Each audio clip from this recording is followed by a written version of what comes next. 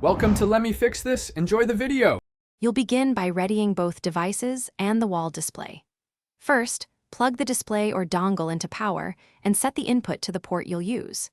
Next, enable Wi-Fi on your phone or laptop and join the same network as the display or dongle so they can discover each other. Once done, open the screen mirroring control on your device. Do not start casting yet. Just confirm the display name appears. This avoids wasted time troubleshooting basic connectivity later. You now initiate the mirror and configure settings.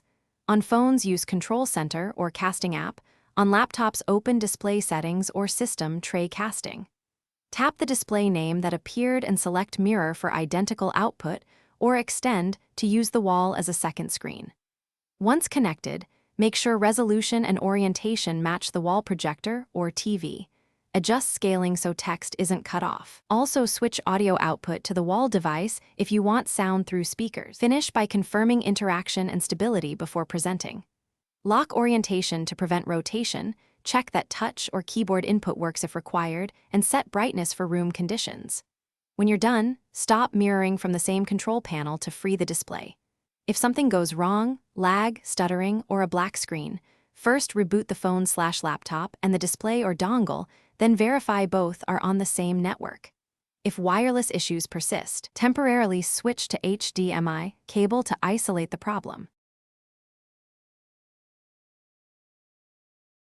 Thanks for watching. If you found this helpful, don't forget to like and subscribe.